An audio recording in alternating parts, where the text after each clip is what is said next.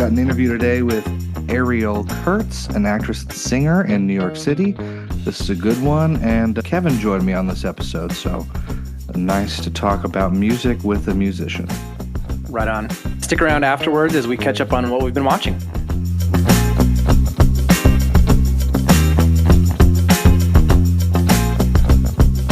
So for everyone listening, what's your current job, role, or segment of entertainment you're working in?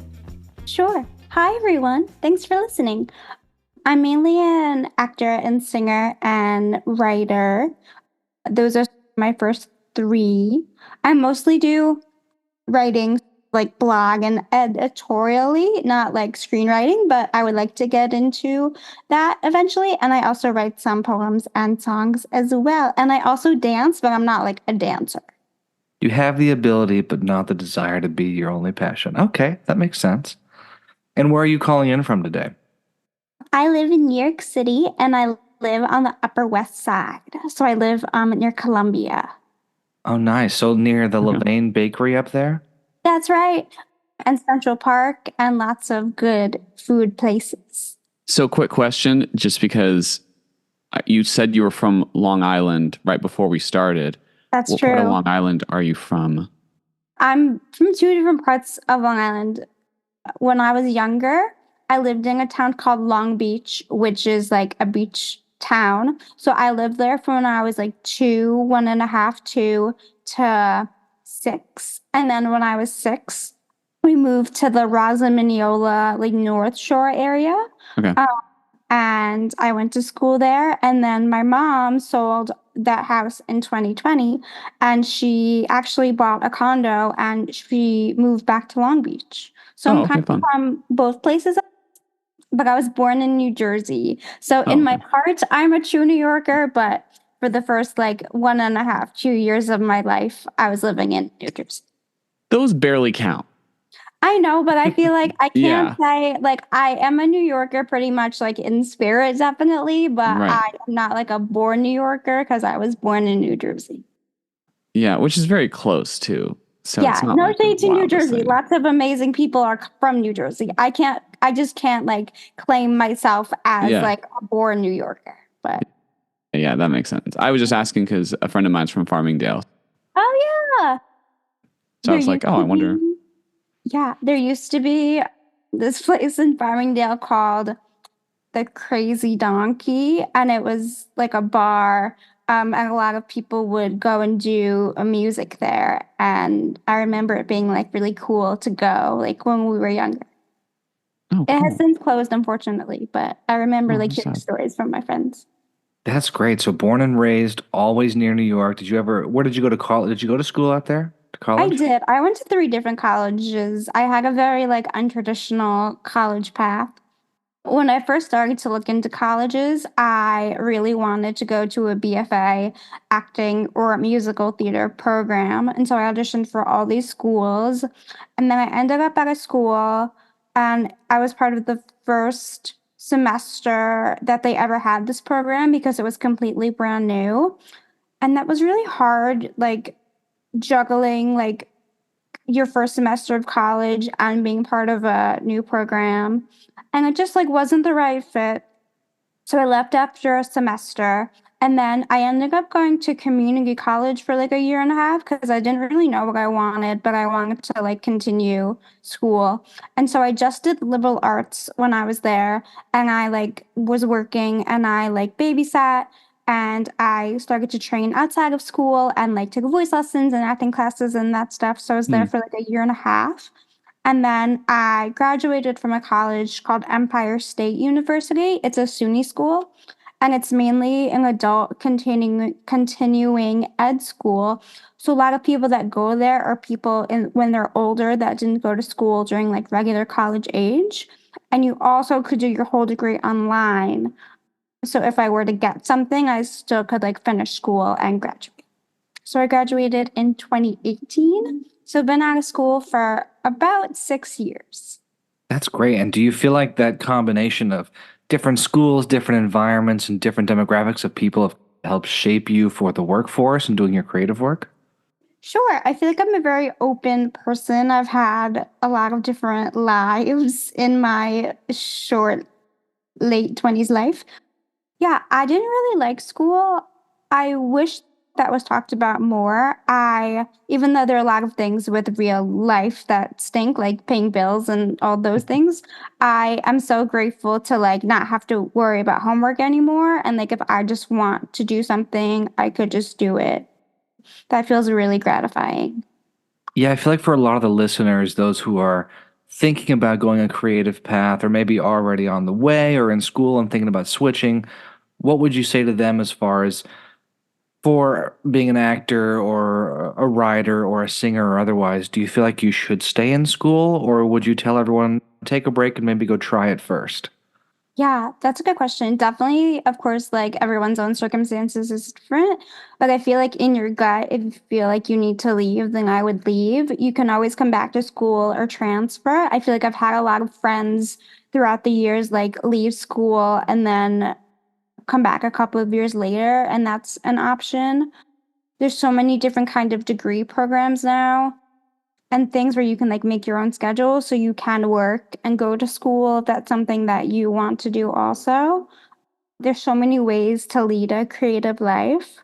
And I wish that some people sometimes put less emphasis on the brand of the school, not necessarily like the learning of the school, but I think sometimes like people get really hung up on name schools. And I wish there was a little bit more like room sometimes for other people who didn't go to those great, awesome schools that had like other paths. Yeah, it's a little bit of an educational caste system for sure of Yeah. gradation and where you went. And there is a point to it, for those schools that are a lot better. But I think I found, especially with doing more of these interviews for our podcast and otherwise, that the creative arts, it's good to have an education, especially if you find it to be useful. But for those who already don't like school or perhaps aren't finding value, it's a difficult endeavor to continue going or to rack up debt or whatever else when you might know you want to do something else. For you, when did you know that you wanted to get into the world of entertainment and be creative? Was that something you always had in your mind or? Yes. I'm of the like Disney sing along songs, Barney, We Sing generation. So I always was like drawn to things with singing in it. I was really obsessed with Barney. Barney like really got me. Sorry, mom. Barney got me. And then when I was 7 or 8, I started to play the violin. And I really enjoyed that. And then in my elementary school, I joined choir. And I didn't really start like singing probably until I was 11. And I did my first musical. And I just really enjoyed it. And I have always been a very like sensitive, emotional, like emotive person. So people always used to tell me that like, oh, like you should be on TV or like be in plays because like I'm a very expressive person. So I did that. And then I really liked it. And so I asked my mom to sign me up for acting class. And then from acting class, dance class, and like camps and throughout the years. And then I just like kept taking class and like I was doing my own thing. And people were kind and validated my talents. And I was like, okay, like if I want to keep doing this, then I'm just going to do it and figure it out and keep going. That's great.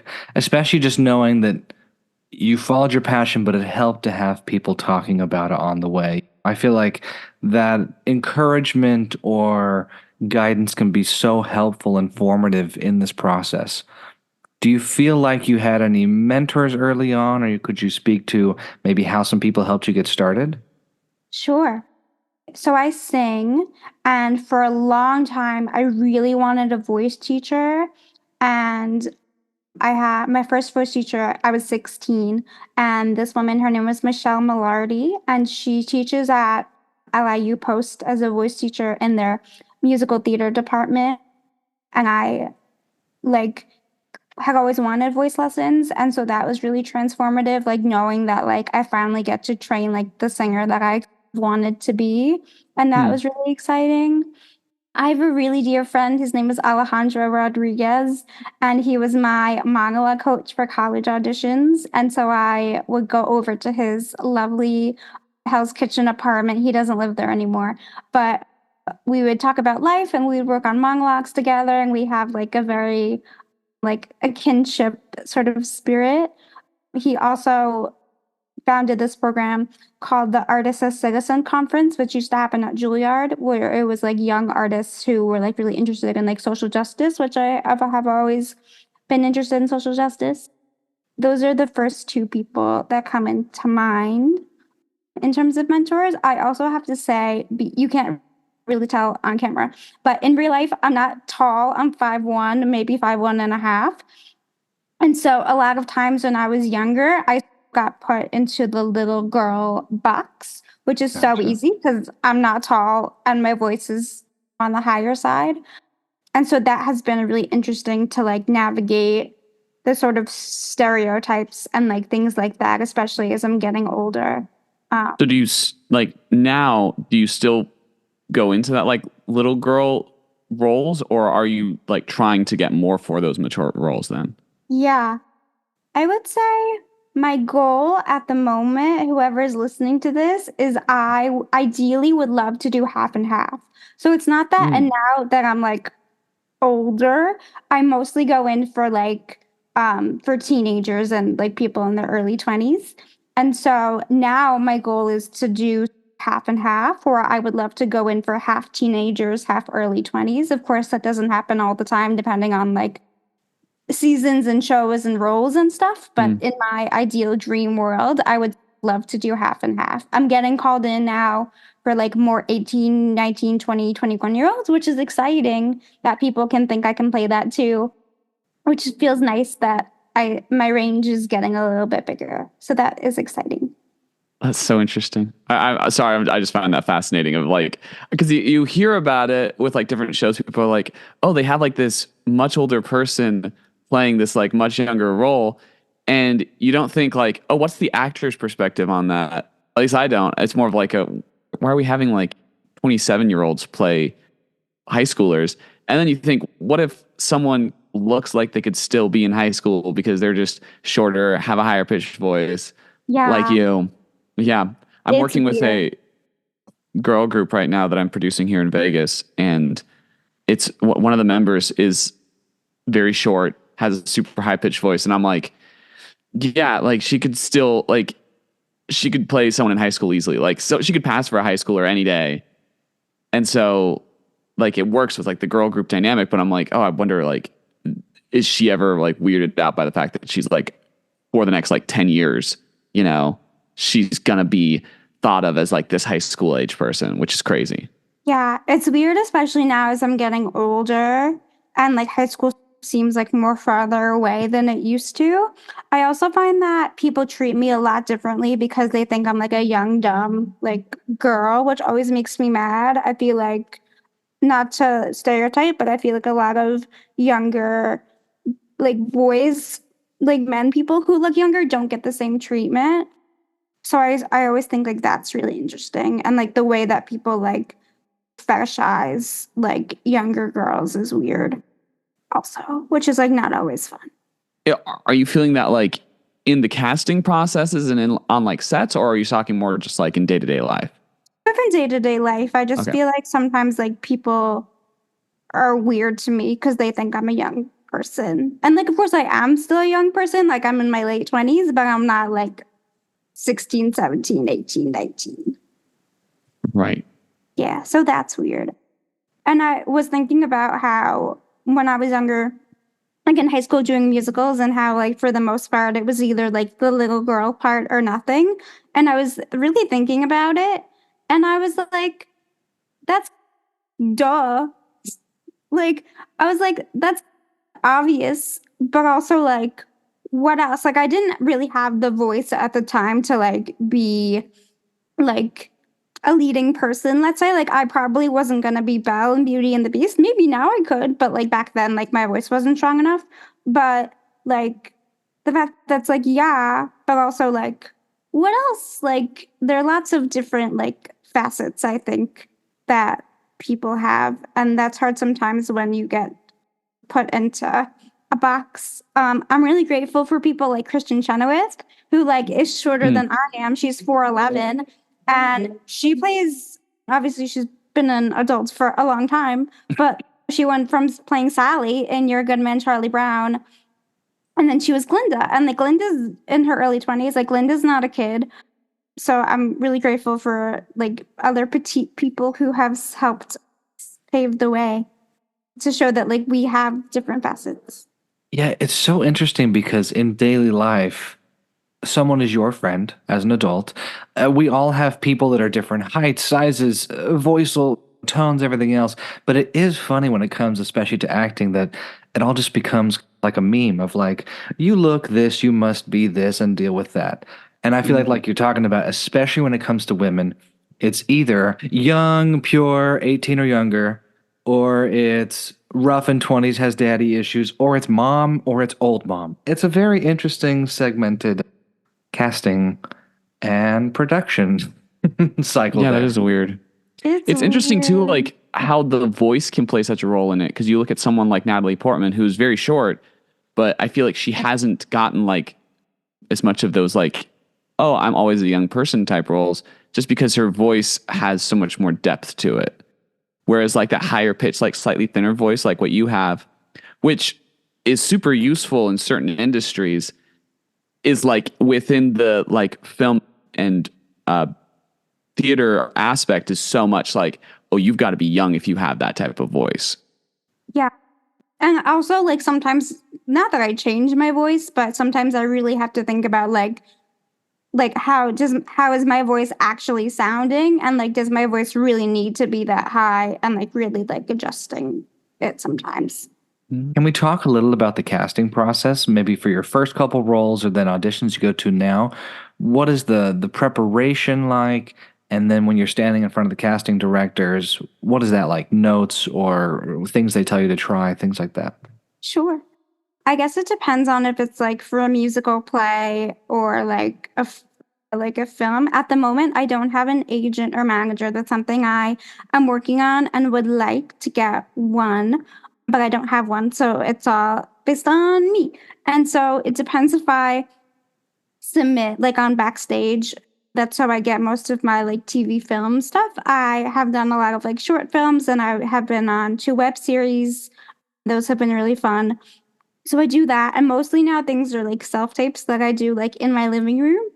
But then it depends if it's for a play or a musical, if I'm like going to the required call where I have to like perform things that I have worked on my own, or if they've been like, hey, here's your callback for Sally and You're a Good Man, Charlie Brown. Here's the song, please learn it. Because those are like 2 different things. And then I guess when I'm in front of casting, I always say their names and say hello to them. And then I'm very open in terms of adjustments if they want me to do something or change something. I really like the acting technique viewpoints. And so sometimes I'll start in a different, can't really do this for like TV film, but for theater, I try to, especially if I'm singing. I try to sing not on the same spot in the room, just to make their eyes adjust and be like, oh, she's not just like standing on an X and singing. She's like starting back and coming forward, or like going side to side, or like something a little bit like more exciting. So I try to do that. And there's so many wonderful casting directors that I feel grateful for meeting, because so many things since COVID have changed so much. Like different people have changed different offices, and people have new offices, and people have left offices, and like all that stuff. Yeah, the last few years have been a little difficult, especially for anyone in the creative profession. Is that where you began writing, or? I always wanted to be a writer when I was a kid. The 3 things that I wanted to be was I wanted to be a ballerina, which is not possible because I have scoliosis and I'm not good at ballet. A writer and a detective because I'm nosy, and I was obsessed with like Mary-Kate and Ashley, like their detective mystery series. Those are the 3 things I wanted to be when I was a kid. And I was part of my elementary school newspaper where I would write, and I would like force my friends to join. And then I like was writing over time, like in school newspapers, and I always had like blogs and like things like that. I'm a very like words driven, like words are my love language. And then during COVID, I always wanted to get into freelance writing. And so I started writing for some like small publications and started like to pitch my work and then grew it from there. Being a freelance writer is really hard at the moment because there's been so many media layoffs. And so I'm trying to do like other types of writing. But I really like writing in general. It's That's a lot of great. work on the brain, but it is good for your spirit. I was gonna say, yeah, a lot of work on the brain and a lot of work just you and a screen or you and a pad of paper, which I don't think a lot of people think about as like really writing. And now I've talked to some more screenwriters recently. You gotta just lock yourself in a room. And if you get 20 words, you get 20 words, but that's all you can do for the day, and you hope you get more, but a lot more of a solemn, a personal slog to break through every day. What kind of stories are you drawn to writing? What kind of writing, like you said, you're doing some different things, all the media layoffs. What is it right now that you really get excited to write? I have been trying to really get into songwriting. So, like, looking back at old things I've written and maybe trying to piece them together. I used to write a lot of poetry. I really enjoyed writing a lot of poetry. I stopped, not out of like, I don't want to write poetry anymore, just like nothing was really coming. Like, I have like some small little poemy things like on my phone, but nothing really like cohesive. So, at some point, I would like to write more poetry. And then at some point also I would like to like write like some short films maybe and like really get that ball rolling. The only thing I don't really write is like fiction. I feel like writing Hmm. screen stuff is like easier on my brain. So is the screenwriting you're doing, like the little short film stuff you're trying to get into slowly, is that all nonfiction then? Ooh, I wrote one thing that was like loosely nonfiction that was like based on like a weird thing I went through a couple of years ago. Yeah, I feel like my brain is geared towards nonfiction, but maybe I would like to write something fiction at some point. I feel like it's easier for me to like think about things from my own life than like make stuff up. That's great though, because I feel like especially another Long Islander, Pete Davidson, has just proved in the last few years that when you do draw from your life, you can change a couple things and make it enjoyable and fun to watch and still tell an honest story all the way through. Pete is from Staten Island, I think, Long Island. Jiminy But that's okay. Cricket, Tristan. Oh, It's I okay. just It's okay. It's okay. I have to say though, I've never met Pete Davidson and I've always wanted to because his dad died on 9/11 and my uncle died on 9/11. And Oh, I was wow. 5 when that happened, and, like, I still, like, really remember him and, like, think about him a lot, and so I always have wanted to meet him, like, for that reason, and I have not crossed paths with him yet, and so at some point, I would like to, like, not in any, like, career-y way, just in, like, a, "Hey, I'm sorry, we share a millennial trauma together." All right, we're gonna put on the books. If we meet Pete Davidson, we're gonna set up coffee for you and Pete Davidson. Yeah. Good, pass him over, we'll And we be can be friends. like, hey, similar people who had loss from 9/11. Let's get them Yeah. together. Have you, not that, sorry, that this is much more on a tangent, but have you talked with other people who are like family of survivor, like people who passed away in 9/11, like family of them type of thing? Have you had like interactions with other people like that, or has that been like something not as much part of your life? Yeah. Sometimes, like on TikTok, if I see it, like I'll comment on something, but I don't think that there's like a group of us. Interesting. Yeah. Maybe there isn't, I just don't know about it. Yeah, it's so crazy because it happened like a long time ago. And I don't really remember that day that much because I was in kindergarten, but I remember my uncle like so clearly and like in my brain to this day for some reason like his face is ingrained in my brain. I saw someone that looked like him the other day and he was like a white man with a mustache and I turned around and I was like that was so weird. Maybe it was a ghost. Yeah, it could have been. I am a big like spiritual person and I had went to a medium maybe 2 or 3 years ago, and she brought him up, and we were talking about him, and I had seen other mediums before, but she was the first person to ever bring him through, which was, like, really exciting because I, like, think about him a lot, and so I learned a lot of, like, lovely things from that woman, so that was, like, really cool. That's beautiful. And honestly, interesting that you get to have an interaction all these years later while now you're an adult, right? So Yeah. I'm going to say something, and I know it's probably talked about often. All of us have lived through 9/11. You were way closer to it. I was in California. Kevin, you were in Nevada. Yeah. Different distances to it, and it has a different impact on everybody. But I'm honestly surprised we don't see more about it. And I know it's possibly because it is still like a touchy subject. There's extremely loud, incredibly close. There's some of the movies about the firefighters, the ladders, the towers, and then the ones about the planes. But past that, like, we don't have a ton of stories like yours or like Pete Davidson's that he told in King of Staten Island. Thank you for that, by the way. Just like you're saying, the families that are living in and around it who either lost somebody or just were affected, and it's been built into that culture, I feel like, of New York specifically, but also just American culture and the American story in the last 20 years. Have you thought about writing about that at all, or is it enough of a disconnect or too close of a story to touch? I don't know. I feel like when Come From Away was on Broadway, which is a show all about the lovely Newfoundland people.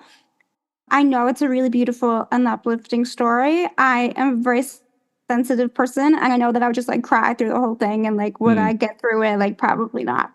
Yeah, I haven't thought about it.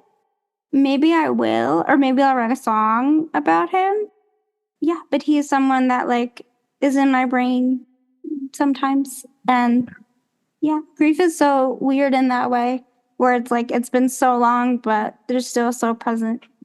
So I've got a weird question that's not related exactly to what we've been talking about, but I'm going to just switch over a little bit, and there's no good segue. So that was my segue. You've talked a little bit about songwriting. You've talked a little bit about the musical theater scene. Do those two communities in New York City blend together at all? Is there like the creative songwritery types? Do they like hang out a lot with the musical theatery types? Or is there like a clear distinction where it's like these groups don't mesh? That's a good question. I feel like there's definitely crossover for sure. Especially because now I feel like so many musicals are being written by singer-songwriter people that like I love to meet other singer-songwriter people because I feel like they are the younger people like writing musicals. Yeah, I feel like they definitely do coexist, and like I see like friends that are like, hey, I'm also a singer-songwriter, like and a musical theater person, and they play instruments, which is so awesome. I always say, like, I feel like the more skills you have, the better. It's like you can do so many things because you can play piano or guitar or bass and all those things. The more the merrier, because now there are so many shows that require so many like actor musician shows, which I don't have great motor skills. And so, like, I'm really bad at piano. Like, I can plunk. Like, if someone were to teach me a song on the piano, I can plunk. But, like, chords, like, can't really happen. I have so much respect for, like, musicians and, like, accompanists and all those people. What are some shows you've seen recently that you really love, some musicals? I feel like I have been seeing more plays than musicals lately because Okay. I feel like I would love to do, like, plays and musicals. I really enjoyed Prayer of the French Republic, which is at Manhattan Theater Club. I am Jewish, and there's lots of like scary things happening about Jewish people on the news. And that was a really harrowing play, but I really enjoyed it. I'm trying to think of the last musical I saw. Oh my God, I don't remember the last musical I saw. I used to go see theater a lot more, but I have been babysitting a lot during the week. And so when I'm babysitting, that is like cuts into like show seeing time.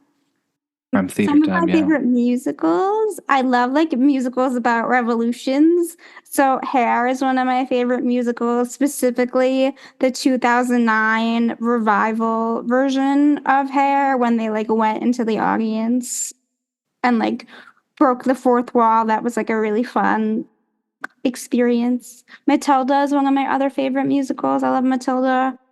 And then I love Oklahoma. I really enjoyed the 2019 revival of Oklahoma, even though a lot of people didn't. I think those people are silly.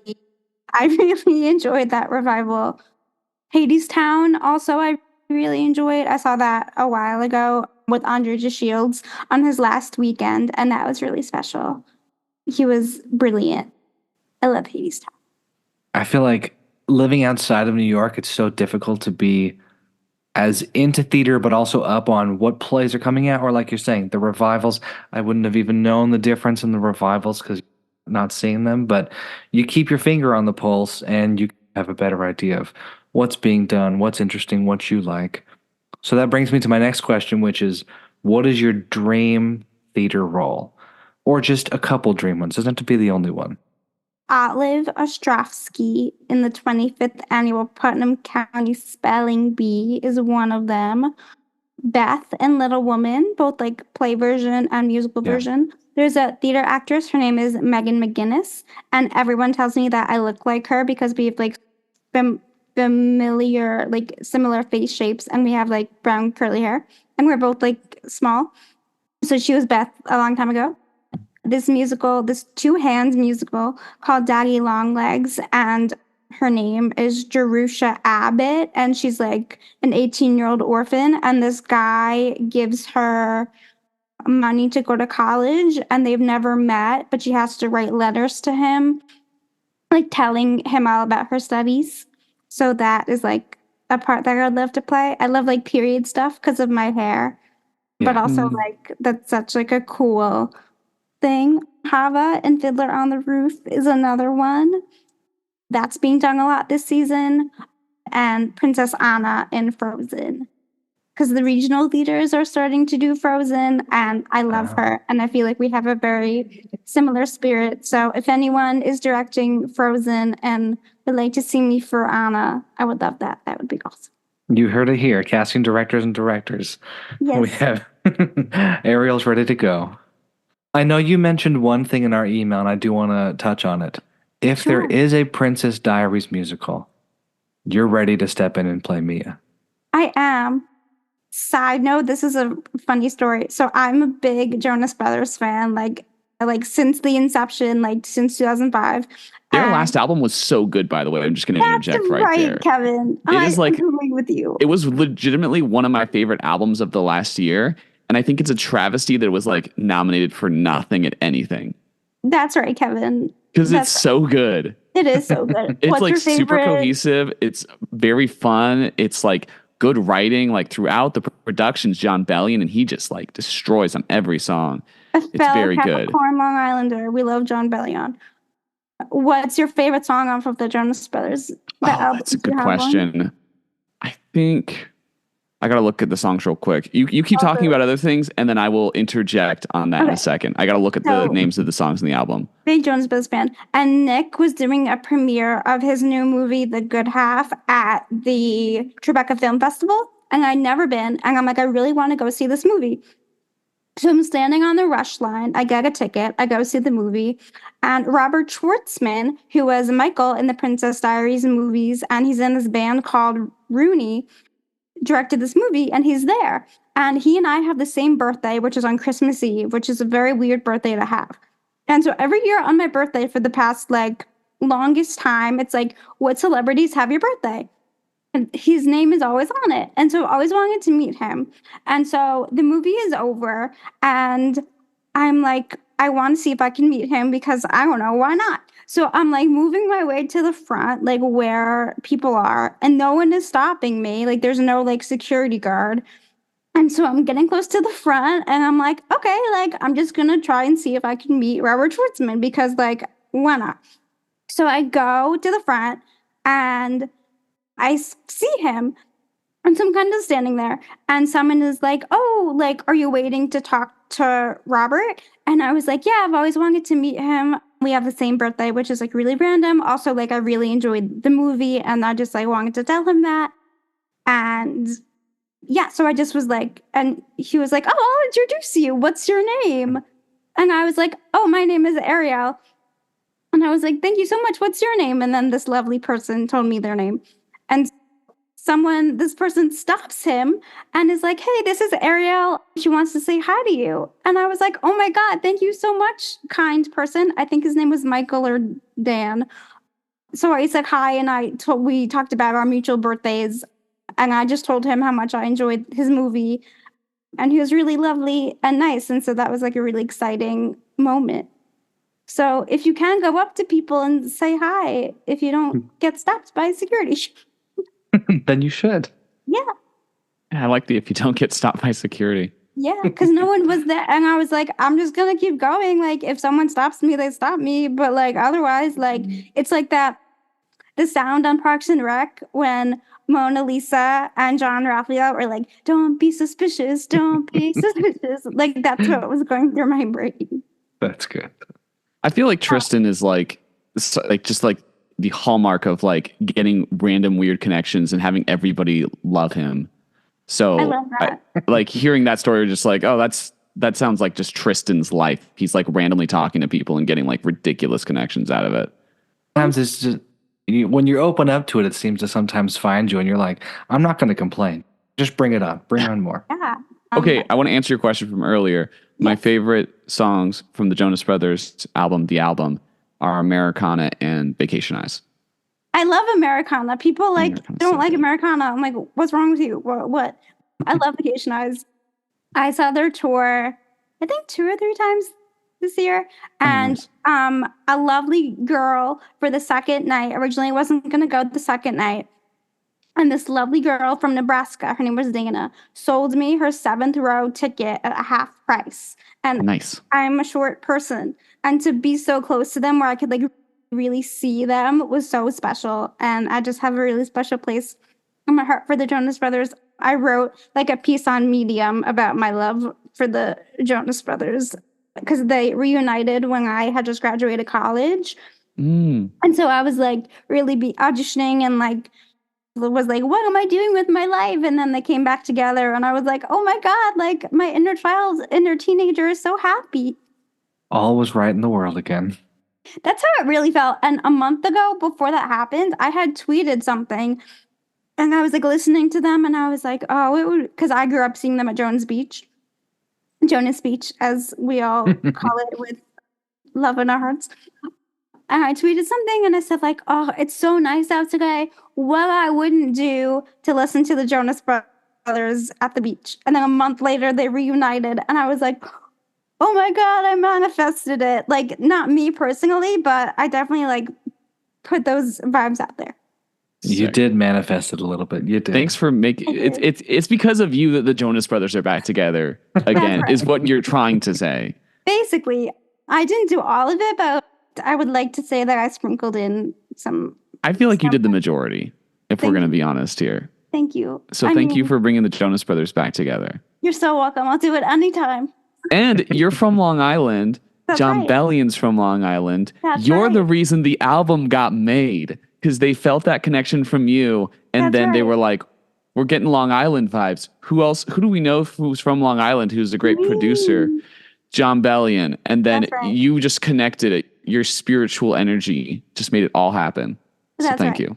You're very welcome. And then the universe paid you back with 7th row tickets at half price. It's a nice trade. It's a nice trade. It should give you free tickets next time. You've done so much for the Jonas Brothers. Thank you. One day, maybe, eventually. I would love to work with them because they do like Nick and Priyanka, they produce things. And like Nick, I know, was writing a screenplay for a while and obviously writes songs. I would love for them to write a musical. That's my dream. One of my dreams is like for them to write a musical and be in it. And Joe, of course, has been on like different TV shows throughout the years also. I would love to work with the Jonas Brothers. That's like been like on my list. I got to meet Nick when I was a freshman in college as a birthday present from my mom, and he was so kind and wonderful. And then I met all 3 of them for the first time when they got back together, and that was really special. I used to see those videos of those girls that would like cry, and I'd be like, that's never gonna be me. I was like, oh, those girls that cry. And then I finished, and then I walked downstairs at the bottom of the stairs, and I just started to cry. And I was like, I'm never gonna judge people like that again. true fan. Yeah. All right, we've got it out there in the world. You're ready to play different ages while you're acting. You're ready for a Jonas Brothers produced or centered movie, play, musical, and you're ready for the I mean, they Princess did Diaries school. musical. What was that one? Camp Rock. So Rock. Yeah. they're right next to it. They've gone that route before. Yeah. And now they've got like John Bellion working with them, maybe a Pixar movie like what he wants now. So you could be a Pixar movie I would produced by love the to Jonas Brothers. do voiceover stuff. I took 2 voiceover classes over the pandemic and I really enjoyed it. It just is expensive. But I would love to do more voiceover also. That's like on my list of things to do. You should. I feel like you have the right voice for it because your voice sounds so young. Yeah. Like, I feel like that's what they look for a lot. I have a friend who does voiceover work and her voice just sounds super young. Yeah. Super like high pitched young. And they love that for like those cartoons and stuff. So. Yeah. I'm a Rugrats millennial. I love the Rugrats. I think is like one of the best TV shows in the past like 30 years. Like top 10 for sure. Love the Rugrats. I've never heard that take before. I don't think I've ever heard anyone say the Rugrats is one of the best TV shows in the last 30 years. Yeah, it's That so is a diverse. bold take. Yeah, it's so diverse. They celebrated so many different holidays and like so many different families. Like I'm a twin, I have a twin brother. So like I always said growing up we're like Phil and Lil. And like Chucky lost his mom and like then of course in Regrets in Paris he got a new mom and they like tackled on like some really serious subjects for kids. And they celebrated different holidays. Like they had a Kwanzaa special. Like they do all the Hanukkah Passover specials. Like there weren't a lot of TV shows like in the 90s really doing like all that stuff. Their Passover special was legit too. I actually feel like I know more about because I'm not Jewish and I know a few Jewish people here in Vegas that I'm friends with, like Yoni, but I don't like know too much. And so like growing up, I didn't know anything about Hanukkah. I was just like, oh, it exists. It has a candelabra. And I learned about what Hanukkah was from the Rugrats. Like that is my education in Hanukkah. That's right. This is our call to go revisit Rugrats. I was going to say once you mentioned it, I'm like, I remember the Kwanzaa episode more than anything else from the Rugrats. And I don't even know why. But to your point, it was something different and educational and it was a diverse show. Yeah. I got to shout out the Proud Family who also had a Kwanzaa episode. Which was another great show as well. But they also had a Kwanzaa episode. Yeah, I forgot about the Proud Family until you just mentioned it. That's funny. Didn't the Proud Family have like a reboot recently too? They did. Or am I tripping? Yeah, okay. Mm-hmm. They did. Actually, I think I saw bits of that and I think the animation style was actually really cool looking. It had like a really bold like 1920s like art influence type of thing going on with it. It was really interesting. Yeah. I love the Proud Family. We won't take any more of your time today. You've already given us the better part of an hour. Thank you again for coming on, Ariel, and thank you so much for talking about all these different aspects of your life, your journey, and the things that you love. And keep us in the loop as you have more roles or more things that you've written that you'd like to have cross-posted or otherwise. I always love hearing about people who are on the path, doing it and figuring it out, and then seeing where they've gone. There were people that I interviewed a few years ago for the magazine portion of our site. And to see that like they went from being an actress to now fully doing music, touring, have a couple albums out. You just never know where things are going to take you. And we're excited to see what happens next for you.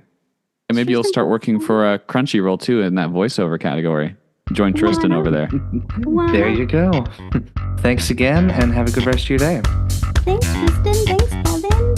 Thank you.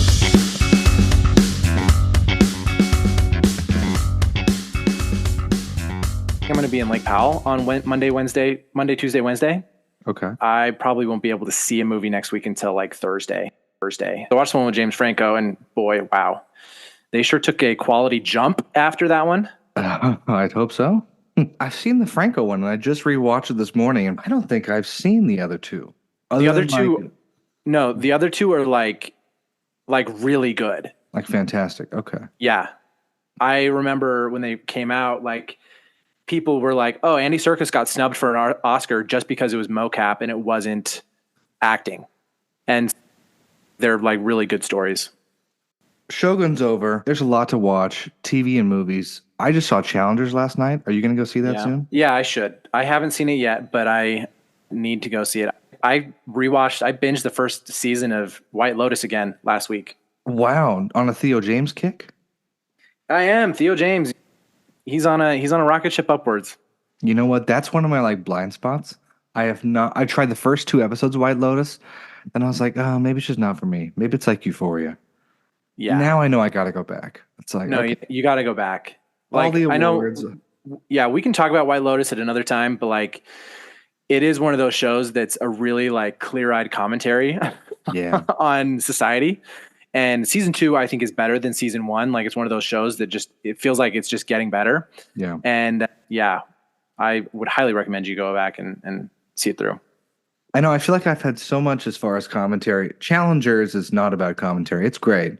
Yeah. But I did catch up to you and see Civil War, and I'm going to tell you what. That movie was fantastic, but also messed me up a little bit with all this election stuff coming up. Yeah. You watched, I think I watched Sicario with you. Yeah. You and our friend Alex Doss back in the day. Yeah. And I remember how intense that movie was. Denis Villeneuve, like, that's what he, like, I remember that was one of the first movies of his that I ever saw. And the entire movie was just tension. And I was like, oh, Civil War, Alex Garland's Civil War is very much like that, where the tension is just ever present throughout the entire thing. And I know there's a lot of talk about whether or not it's an accurate representation of the United States and how we would divide ourselves in a civil war and yada, yada, yada, whatever. But I think as a representation of what it's like to travel through a war zone, I think it was pretty good. Yeah, so this movie was intense to watch months after I saw 20 Days in Mariupol, because that is a war documentary. The documentarian is running around as Ukraine is being invaded by Russia. Mm-hmm. So a lot of people I talked to were like, oh, I don't know how realistic it was. Like, would there really be journalists hiding behind someone at a Humvee going in with the battle? It was like, yes, in fact, that is exactly what happens. And I think we are birds of a feather, because I had told someone, I'm like, oh, it's like Sicario. Your hands were sweating the whole time. Yeah. Like, you had little moments to breathe, to remind yourself it was a human story. And then it was back to just like, this is the craziest thing I've ever watched. But I think that the casting was fantastic. Alex Garland just has a sensibility of frightening you with the mirror and frightening you with reality, more so than just like bringing something out of nowhere. He's like, guess what? You're the bad guy too. And what an ending. The ending was just amazing. Yeah, very chilling, that ending. Kristen, she did a really good job, and I didn't realize until the press tour that her and Jesse Plemons are married. Oh yeah. He's a good actor. Very unnerving character to have on screen, because I think what lent itself really well to the ever-present tension was that we're never really sure who's the good guys and who's the bad guys. And so every encounter, so basically high level, the movie is a journalist road trip across the East Coast to try and get to Washington, D.C. Like, that kind of makes it sound really nice, but it's while there's a civil war going on, and at no point does the movie give you context as to which side is which side has their fingernails painted, which side is like, occasionally we're like, oh, we're with the Western forces right now. And like, where you're just really never sure who's the good guys. And so that every encounter they have with either civilians or soldiers is like you're tossing a coin as to what chaos is about to unfold. Yeah, I remember when the first images came up, like the promo images A24 was putting out, the map of the Western states versus all the other the alliances. Everyone complained about California and Texas. And of course, as a Californian, we never even think about Texas. It's not a rivalry. We just don't think about them. When people try to be like, oh, there's no way. Yeah, Texans hate Californians. I was like, nobody cares here. Yeah, Texas is like, I feel bad for you. And California's like, I don't think about you at all. It is. It is that madman scene. But the other part of it, at least for me, was they did a really good job for the most part, not letting you know exactly why everyone leaves. But I do have to say, and I got to put my foot down, Nick Offerman was Trump, right? Absolutely. Is it clear? Okay.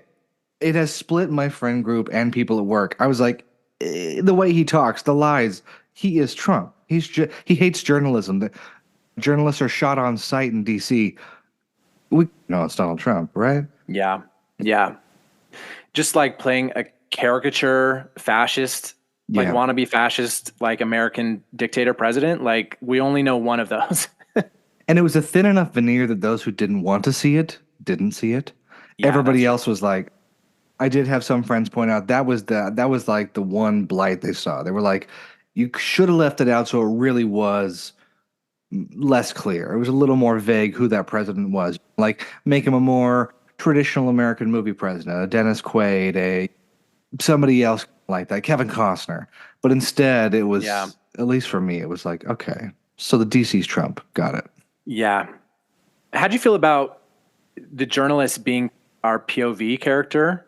Because I feel like I don't have a lot of real world familiarity with war journalists, but we're neutral. We're just here to document. Like, we're not going to influence anything. That kind of like neutrality I thought was really interesting throughout the plot. Documentarians and wartime journalists are some of the most embattled and crazy characters out there. So there were some statistics that the rate of suicide among wartime journalists is extremely high. You have journalists who will win prizes for their pictures or awards, who oftentimes are like watching someone get shot or die. And so therefore a lot of them do commit suicide later. They talk about Holy it being cow. like an extremely narcissistic job, one that pulls a lot of people like that to the forefront because they're willing to do the thing for the award and nothing else. Not saying this is everybody, but there was this study in 2002 talking about how of 140 war journalists, there's a 28% rate of PTSD, 21% for depression, 15% for substance abuse, but then the rates of suicide and self-harm and domestic violence also went up with these people. It must be an interesting profession. And it must be interesting to have that mindset of, if my coworker gets shot, I'm going to catch it on film. Yeah. That last scene, the girl, she essentially puts herself in the middle of this hallway in the middle of the hallway in the White House where the Secret Service is facing down with the Western forces and there's gunfire everywhere and stuff. Yeah. And Kirsten Dunst's character is like, no, you're going to, and so she positions herself between this girl and the bullets and takes bullets. Mhm. And then our younger character, I forget her name, Jesse or Taylor. Jesse, played by Callie. Jesse falls over backwards as Kirsten Dunst is dying in front of her and just takes pictures. And so I'm like, was that a strategic move on her part? Was she trying to get that shot? Or was she like, was it her naivete that led to that happening? Or was it an orchestrated thing? Because I didn't really, even from the beginning, just the bombs, like there's just an insanity in these people that want to put themselves in danger to take pictures of it. I'm just like, what? I would pee myself. It's that proverb, kill your heroes. That's what I thought about it. I was like, oh my gosh, what a way to close out and become top dog or whatever else. I don't know if she was specifically going for it, but at least for me, it was a proverbial moment for Alex Garland to show us this woman finally has a heart, just as her trainee or her prodigy is losing hers. Like, oh, Yeah. catch the photo, catch the shot. Yeah. I think this movie did what I really liked that Top Gun did.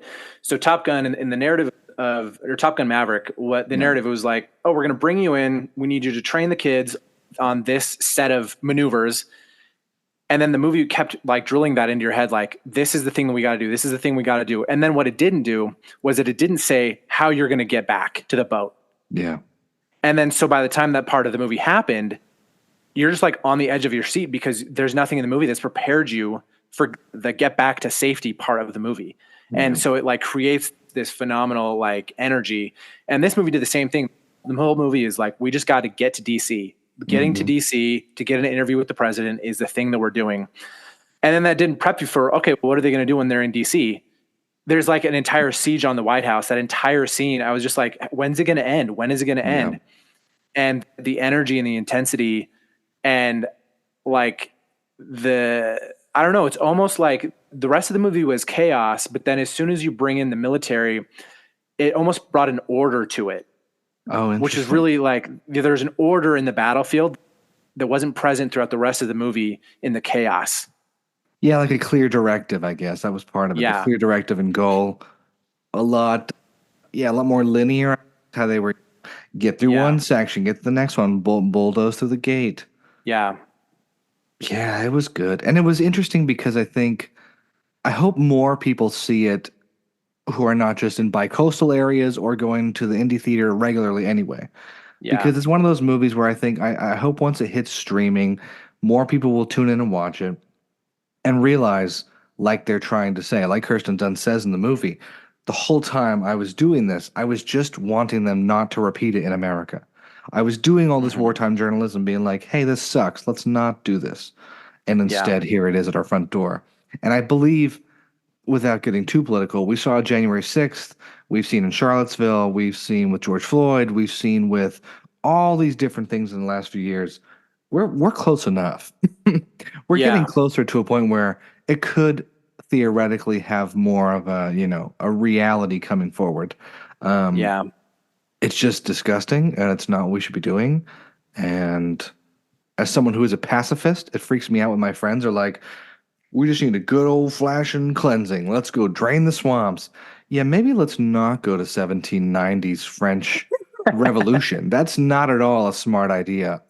There was a woman who was just arrested in Bakersfield, in the town I grew up in, an immigrant, and she went into the town hall and then says we should pull out the guillotine. It's time to start chopping heads. We should go to the politicians' doors and we should start lobbing heads.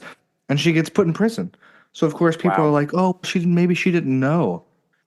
There's no chance for that anymore. You can't say ignorance is no. Ignorance is No. not a good defense when you're talking about lobbing heads. Oh, The and movie- especially Okay. like coming off of watching Shogun, that I feel like what's funny is, so one of my roommates watched the show and he was like, "Oh, I didn't really like the way it ended." He was like, "I thought it was boring." And I think what I saw and what I think you saw was that we have this main character, Toranaga, who essentially took over without blood, or without a lot of blood. Yeah. And that's really different to our Western sensibilities of how stories should go. Like, stories should lead to this final climactic battle. In Shogun, Toranaga is surrounded by people who are like trying to push him towards violence. Yeah. And because they think it's great for their honor and it's great for the plot and all this stuff. And I can hear that on social media and all this stuff where people are like, we should just have another civil war, or we should have another revolutionary war. I'm like, I don't think you guys understand what you're asking for. Like, that is not a scenario where anyone wins. And this movie shows why no one wins in that situation. Yeah, I just feel like it's Tim Robinson. Are you sure about that? Are You sure about that? It's just, I think the same people frustrated over gas prices and the price of bread would be shocked to know what happens during wartime, which they did show for just a minute in this movie, and I wish they had shown more, but I know it wasn't the time to make a statement about the economy and inflation. Yeah. But where they're saying, we want to fill up, I got $9,000, that doesn't mean anything. Okay, fine, 300 Canadian. Oh, now that's worth something. It becomes a bartering That was really system. like shocking to me. And especially Yeah. like the idea of we're complaining over workers' rights, the lack of workers' rights and how much people are getting paid at California fast food restaurants or whatever people want to complain about. But if things got to a war, nothing would be working. Nothing.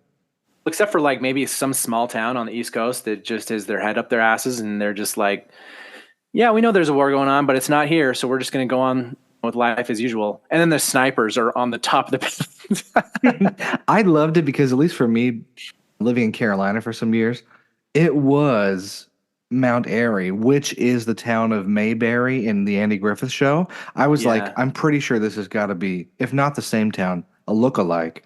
And having been there, even on my own, I was like, oh, this doesn't even feel real. Nothing feels real. Everyone's smiling, they're using change to buy ice cream cones. And it is funny that they stop in there on their tour of, here's what it looks like if you ignore it. But it's not that free if you've got snipers on Yeah. the roof and No. ignoring what's happening. Yeah, so I think As far as Alex Garland's films, I still think Ex Machina is his best film. Definitely. And I don't know if we're going to get another Alex Garland directed film, because I think he said that he's going to take a step away from direction and just focus on writing. But such a good filmmaker, such a good writer. Like his whole 10 minutes into the future gimmick, like it worked really good in Ex Machina. It works really good here, where it just is enough of a mirror that we can see ourselves in it, but it's just far enough removed from us that we're also not there yet. Yeah, I know Alex Garland clarified his comments because it took over all over the media. They were like, he's done. He's done. What he did say was he says he's taking a break from directing, so he's Yeah. not going to direct for the foreseeable future, but yeah, do the screenwriting part, which is nice in some ways, but also in others, it's like, oh, will it be brought to life in the same way? Who knows? Will he be able to only screenwrite now that he's had all the control of a director? Yeah, that's the part that's, yeah, a little interesting. I would love to see like an Alex Garland written, Denis Villeneuve directed movie. Oh my gosh. Or Spielberg, because Spielberg now does more directing than writing. If Spielberg could direct one, that would be a fun movie. That would be a really great pairing. Oh my gosh. So I'm excited for it. But yeah, Yeah. I think anyway, good news, good interest, good movie. Was it extremely loud where you went and saw it? Yes. Like the gunshots Yeah. were really jarring. Like I remember like actually jumping in my seat, like in a few scenes, because I think, and I want to say that was like really intentional. Like I think instead of putting like half blanks or quarter blanks in the guns, they had full blanks in the guns so that the full sound was popping off, and it was really loud and intense. I have to say, and who cares? It's condemning. As one who shot a lot of guns growing up with like parents that had guns or Boy Scouts, or my dad would take my brother and I and my uncle, we go out to the desert and just like pot shot, never hunting or anything like that. But I always like loved how intense and different every single gun sounded, and it was like a sound signature. So I remember when video games first got more realistic with the sounds, like there was a game called Black and then Battlefield. They spent tons of money recording the real sounds, and it's just gotten better and better. But watching this movie was the first time I was like, oh, that's a real gunshot. Like that's loud. The sound design and the engineering to get it just right to be shaking you in your seat without piercing your ears and like ringing. Yeah. Pretty impressive. Yes. I had some theaters in LA where people said it wasn't that loud. Like maybe they turned it down the theater, which is crazy. The one I went to, it was like someone was shooting a gun next to us. It was so loud. Yeah. So, Yeah. Lots of like that part where Jesse Plemons' character, because he's just waving the gun around. You're like, this is going to go off at some point. This is going to go off at some point. And then when it finally does, it's like without warning. Yeah. And like, that was the one where I was like, I jumped in my seat and I was like, holy cow. Yeah. When they are with I think it's like the Floridian forces wearing like the tiki shirts or whatever, and there's a full firefight going on. Yeah. That was so intensely loud. Even though you knew they were going to keep shooting, it was still, every shot was just a shock. Yeah. And I do wish some more movies would do it that way. Maybe not John Wick, where it's 10,000 rounds per movie. Yeah. But I think especially like movies with cops or movies with, a little more intense moments would have some more of that, so you could like realize, oh, it's not for play if we're doing the movie right. Yeah, because I feel like maybe the Dark Knight Rises had this as well, where it felt like the gunshots were consequential because of how loud they were. I think when you can, in the Ministry of Ungentlemanly Warfare, which I know we're going to talk about here in a second, they have like silencers on all of their guns, and so it just kind of goes pew pew pew, and it lacks some of that punchiness. When I know like that's the point in some of this stuff where they're being stealthy and whatever. But they feel less the gunshots feel less consequential. Yeah. Versus in Civil War, it's like, oh no, when a gun is shooting, it means that there's chaos and it means that someone's hurting or that something's broken. Yeah. I feel like There Will Be Blood did that years ago, of every gun that was used, including that silenced shotgun that is his murder weapon. Horrifying. But every shot was felt, and it It didn't just feel like play guns. It wasn't a laser gun. It was full rifle. Let's use that. Guy Ritchie, Ministry of Ungentlemanly Warfare. How was it? It was good. Very much a Guy Ritchie film. I don't think this is his best film, but it's very Guy Ritchie from top to bottom. I guess that this one was based on real events of Project Postmaster, I think is what it was called, where the U-boats were posing such a problem in the Atlantic to getting civilians across the ocean, to getting supplies across the ocean. And the U-boats are the German submarines. That Churchill was like, we got to figure out a way to deal with this so that we can essentially pave the way for America to join the war, or else we're going to lose. Yeah. And so the whole plot revolves around, we got to figure out a way to take the U-boats off the table, which essentially means crippling the supply chain that is supplying the U-boats with their filters and weapons and that kind of stuff, so that the U-boats just don't don't pose a problem. Yeah, how was Henry Cavill in this one? He was good. Like, I like that guy. He's great. He's just good. Did you see The Man from U.N.C.L.E.? Love The Man from U.N.C.L.E. Oh my gosh, The Man from U.N.C.L.E. just like Chef's Kiss is just one of my favorite movies. And Henry Cavill did a really good job in that one. He did a really good job in this one too. I felt like it was maybe the cast was pretty broad. And I understand why you have to have a broad cast, is because these were real people. And I wish that they had focused in on some of the characters a little bit more than they did. Because like in The Man from U.N.C.L.E., what's his name? His name is something Solo. Napoleon Solo is his name. Okay. And they give him some good backstory so that you understand what's at stake in The Man from U.N.C.L.E. and like why he's acting that way. But in this one, they didn't really give you a lot of backstory. They just that thing where like if people are afraid of, if someone you think is intimidating is like afraid of this man, then you automatically become afraid of this man without needing to give you any backstory.